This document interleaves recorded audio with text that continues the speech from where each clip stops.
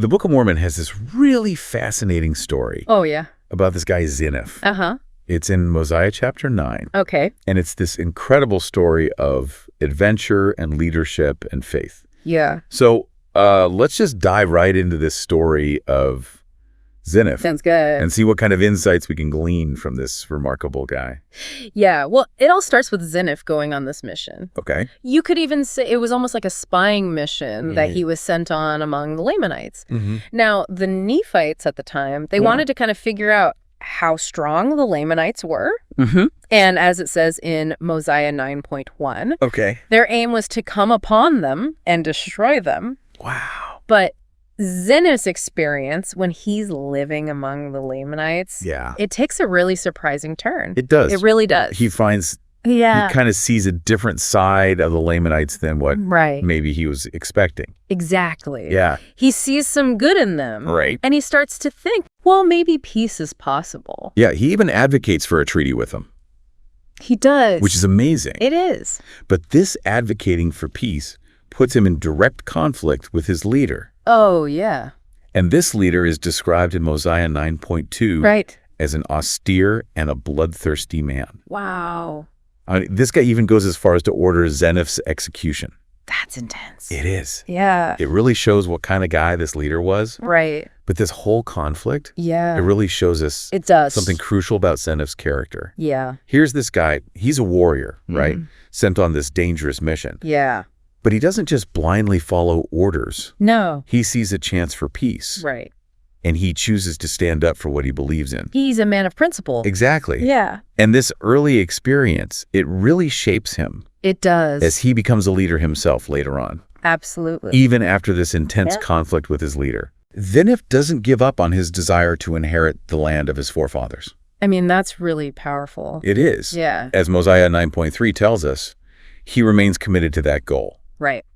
And it's this drive that leads him to gather a group and set off on a journey to reclaim their ancestral land. I see. Now, of course, this journey isn't a walk in the park, right? Of course not. Mosiah 9.3 highlights all the hardships they face. Oh, yeah. Including famine.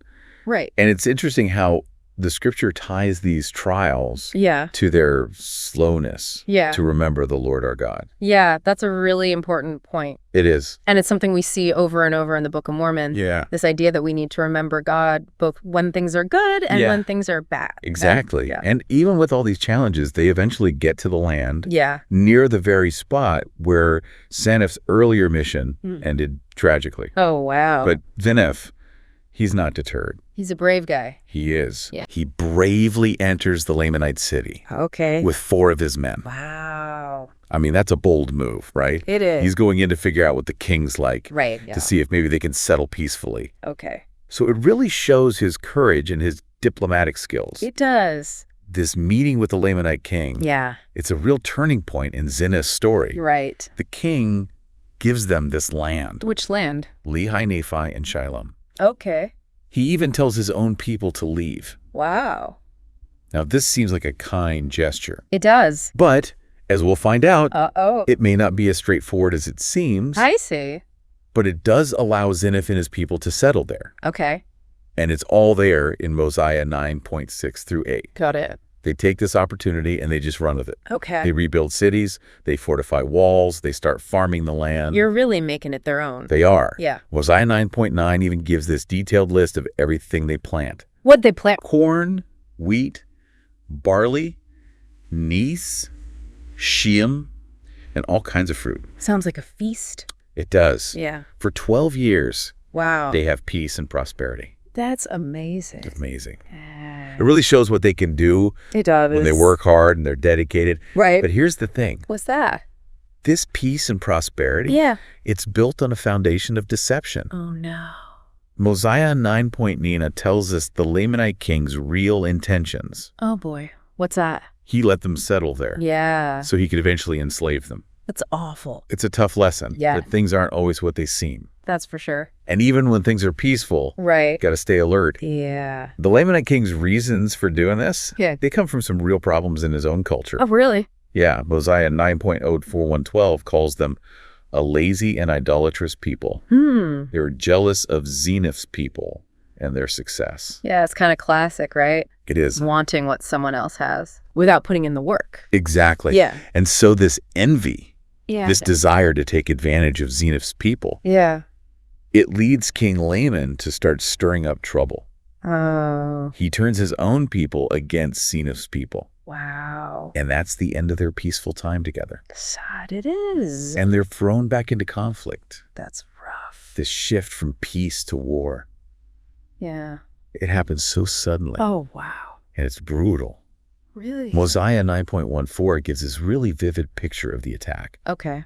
Zeniff's people are just going about their day, watering their flocks, tending their fields. They're not expecting anything. No, they're not. And then, bam, the Lamanites attack. That's scary. It shows how fragile peace can be. It does. And how dangerous it is to be around people who want to take advantage of you.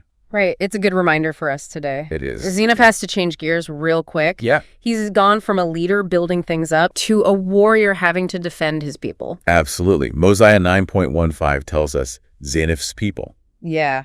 They're totally caught off guard by this attack. Right. They flee to the city of Nephi. Okay. And they call on Zeniff to protect them. Makes sense. It's a true moment of crisis. Yeah. It really tests his leadership. So what happens? Zeniff steps up. He does. Mosiah 9.16 describes how he arms his people. Okay.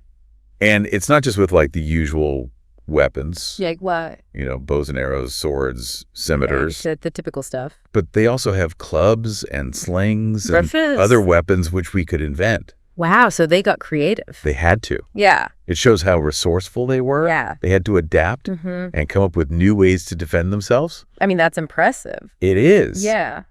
But they don't just rely on their own ingenuity. Oh. Mosiah 9.17 tells us they go into battle. Okay. In the strength of the Lord. They put their faith in God. They do. Wow. They cry out to him. They remember how he delivered their ancestors, and they draw strength from that. It's like they're drawing on this shared history. They are. Of faith. Exactly. That connection to their past. Yeah. It plays a huge role in their ability to face this attack. I see. It reminds them that God has been faithful before. Uh-huh. And it gives them hope. Right.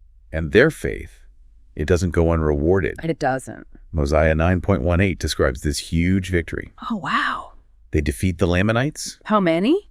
They slay 3,043 Lamanites in a single day and night. That's a lot. It is. Wow. Especially since they were taken by surprise. Yeah, they weren't prepared. And they were probably outnumbered. Yeah, that makes it even more amazing. It really speaks to their courage. Right. Their determination. Yeah. And their faith in God. So they win. They do.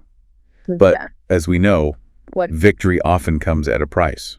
Right. Mosiah 9.19 describes Zeniff, helping to bury the dead. Oh. It's a sobering reminder that war has a human cost. It does. And there's loss on both sides. Yeah, right. He buries the dead, even his enemies. That's compassion. It is. Yeah. He sees the sanctity of life, even in the middle of a conflict. So even though they won, there's still this sadness. There is. This weight. It shows the weight of leadership. Right. And the consequences of war. It's powerful. Yeah, it really makes you think, It does. About how complicated people are. Yeah. And how conflict just keeps coming back around. Yeah. But it also shows those things that never change. Like what? Courage, compassion, and faith. Yeah. Those are important. They are. Zeniff's story, it really stays with you. It does. It makes you think about how you deal with conflict yourself, about how you stand up for what you believe in. Right. And how important it is to ask for help when things get tough. Yeah, to look for guidance. Exactly. Zeniff's life, it really shows how powerful faith can be, how it can help you overcome anything. It's inspiring. It is. And it shows how important it is to be compassionate when you're a leader. Right, to lead with your heart. Yes, and to remember where you came from. Yeah, your heritage. And the sacrifices that people made for you. Exactly. His story, it reminds us that even when things are really hard. When you're surrounded by fighting and challenges. Yeah. There's still hope. There is. You always have a choice to act with courage and integrity and faith. Well said. Thank you. I think this has been a really thought-provoking discussion. I agree. If you enjoyed this, we encourage you to follow our podcast and subscribe. For more conversations just like this one. Until next time.